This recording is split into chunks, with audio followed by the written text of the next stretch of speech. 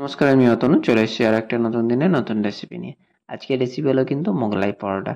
খুব সহজে কিভাবে একদম কিন্তু আপনাদের রান্নাঘরে যে সমস্ত জিনিসপত্র রয়েছে দু চারটে, সেটা দিয়েই সন্ধ্যাবেলা একটা দারুণ টেস্টি কিন্তু জলখাবার বানিয়ে নেওয়া যায়, সেই রেসিপি কিন্তু তোমার সাথে শেয়ার করব।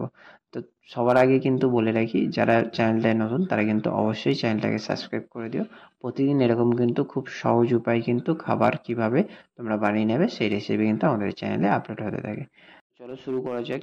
দেখে নেওয়া যাক কি কি লাগছে আমাদের একদম কিন্তু রেস্টুরেন্টের মতো মোগলাই পাওয়াটা বানাতে। সবার প্রথমে কিন্তু আমি একটা আলু নিয়েছিলাম, একদম কুচি কুচি করে কেটে নিয়েছি। কেটে নিয়ে কিন্তু সেটাকে আমি গ্যাসে বসিয়ে দেবো অল্প পরিমাণে লবণ দিয়ে সেদ্ধ হওয়ার জন্য। মোটামুটি একটাই আলু নিয়েছি, যেহেতু আমি মোটামুটি দু তিনটে মতো পরোটাই বানাবো সেই জন্য। তারপরে কিন্তু একটা মোটামুটি মিডিয়াম সাইজের পেঁয়াজ কিন্তু আমি কেটে নিয়েছিলাম একদম কুচি কুচি করে। একটা দুটো মতো আমি কাঁচা লঙ্কা কেটে নিয়েছিলাম। তারপরে কিন্তু ময়দা নিয়েছিলাম। ময়দাটাকে সবার প্রথমে কিন্তু আমাদেরকে ভালো করে মেখে নিতে হবে। তাতে কিন্তু সেই জন্য পরিমাণ মতো লবণ দিতে হবে। আপনাদের ময়দার পরিমাণ অনুযায়ী কিন্তু স্বাদ মতো লবণ দেবেন। তারপরে স্বাদ মতো চিনি আমি দিয়ে দিয়েছি। তারপরে কিন্তু ওপর থেকে অল্প পরিমাণে কিন্তু সাদা সাদা তেল আমি অ্যাড করে দিয়েছি। সাদা তেল আপনাদেরকেও অ্যাড করতে হবে, তাতে ময়দাটা একটু এখন সফট হয়। সাদা তেল দেওয়ার পরে কিন্তু ময়দাটাকে ভালো করে একটু মাখিয়ে নিতে হবে সমস্ত জায়গাটা। তারপরে কিন্তু আস্তে আস্তে জল দিতে থাকতে হবে, এবং জল দেওয়ার সাথে সাথে যেভাবে এমনি নর্মালভাবে আমরা পরোটার যে লেচি বানাই বা পরোটার জন্য যেভাবে আমরা ময়দা মাখি বা আটা মাখি, সেইভাবেই কিন্তু আমরা ময়দাটাকে মাখিয়ে নেব একদম কিন্তু নরম করে।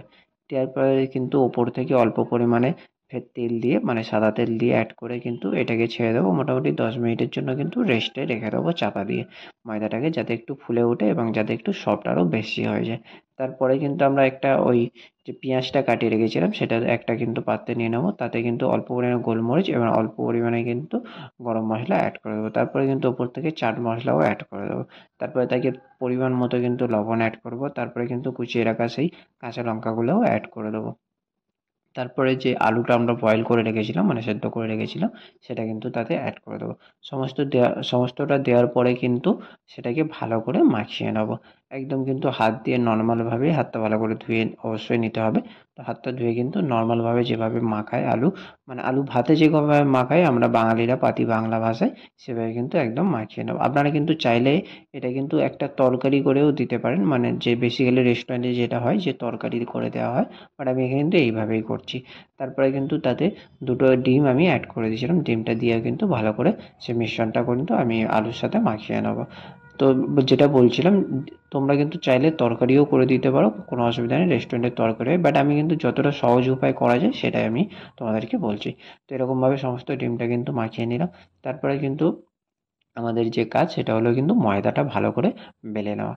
মানে ময়দার প্রথমে লেচি আমি কেটে নেবো। যে কটা তোমরা পরোটা বানাবে সে কটা কিন্তু লেচি তোমরা কেটে নেবে। আমি এখানে মোটামুটি যা ময়দা নিয়েছিলাম 4টে মতো লেচি হয়েছিল। একটু কিন্তু বড় বড় রাখতে হবে লেচির সাইজটা, যাতে কিন্তু একটু পরোটাটা মোটা হয় এবং সাইজটা কিন্তু বড় হয়। মানে লেচির যে বেললে যে সাইজটা সেটা কিন্তু অনেকটাই মোটামুটি বড় করতে হবে। তো সর্বপ্রথমে আমি কিন্তু অল্প পরিমাণে বেলনের যেটা নিয়েছিলাম, আমি কিন্তু চপিং বোর্ডেই বেলছি। যেহেতু আমার বেলুনটা একটু প্রবলেম আছে, তো আপনারা কিন্তু বেলুন নিয়েই বেলে নেবেন। তো তারপরে কিন্তু তাতে অল্প পরিমাণে কিন্তু আমি সাদা তেল অ্যাড করে দিলাম, যাতে তুলতে সুবিধা হয়। তারপরে কিন্তু সেটাকে কিন্তু লেচিটাকে কিন্তু ভালো করে একদম বড় করে কিন্তু পুরো বোর্ড জুড়ে দেখতে পাচ্ছ আমি বেলে নিয়েছি। তারপরে কিন্তু তাতে যে আলুর যে পুরটা আমরা রেডি করেছিলাম আলু আর ডিমের, সেটা কিন্তু অ্যাড করে দেবো। তারপরে এই ব্যাস দু সাইড থেকে এরকমভাবে একবার লম্বাভাবে করে দিতে হবে, মুড়ে দিতে হবে। ওপর থেকে কিন্তু লম্বাভাবে আর একবার মুড়ে দিতে হবে। তারপর দুটো সাইড কিন্তু এইভাবে সেম প্রসেসে মুড়ে দিতে হবে। তারপরে কিন্তু রেডি হয়ে গেছে আমাদের মোগলাই পরোটা। এটা এবার ভাজতে হবে। আপনারা চাইলে একদম ছাঁকা কিন্তু তেলেও ভেজে নিতে পারেন, বাট আমি এখানে পুরো ছাঁকা তেলে ভাজবো না। আমি এখানে একটা ননস্টিক কড়াই নিয়ে নিয়েছি বা প্যান নিয়ে নিয়েছি, তাতে কিন্তু অল্প পরিমাণে তেল দিয়ে দিয়েছি, যাতে সমস্ত কড়াই লেগে যায়। তারপরে তাতে কিন্তু আমি পরোটাটা অ্যাড করে দিয়েছি। এইটাই কিন্তু মোটামুটি তেলটা গরম হলে তবেই পরোটাটা দেবো। আর পরোটাটা দেওয়ার পরে মোটামুটি মিডিয়াম আঁচে কিন্তু আমি সেটাকে কিন্তু ভেজে নেবো। ব্যাস এরকমভাবেই কিন্তু মোটামুটি 5 থেকে 7 মিনিট লাগবে ভাজতে। ভালো করে ভাজা হয়ে গেলে আমাদের কিন্তু মোগলাই পরোটা রেডি হয়ে যাবে, তুলে নেবো। এইভাবে কিন্তু সমস্ত পরোটাটাকে আমি ভেজে নেবো।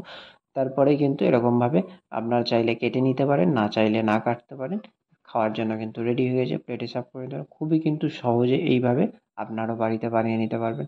তো তো রেসিপিটা কেমন লাগলো অবশ্যই আমাকে কমেন্ট করে বলো। এত সহজে কিন্তু আপনারা মোগলাই পরোটা বানিয়ে নিতে পারেন। জানি এর আগে তোমরা অনেকেই রয়েছো যারা ভাববে হয়তো কিভাবে বানায় দোকানে মোগলাই পরোটা, হ্যান ত্যান অনেক কিছু। কিছুই নয়, খুবই সিম্পল। এইভাবে কিন্তু তোমরাও বাড়িতে বানিয়ে নিতে পারো। কমেন্ট করে আমাকে অবশ্যই বলো রেসিপিটা কেমন লাগলো। আর বাড়িতে কিন্তু অবশ্যই ট্রাই করো একবার সেম প্রসেসে। কেমন লাগলো খেয়ে সেটাও বলো। তো আজকে ভিডিও দেওয়ার জন্য অনেক ধন্যবাদ।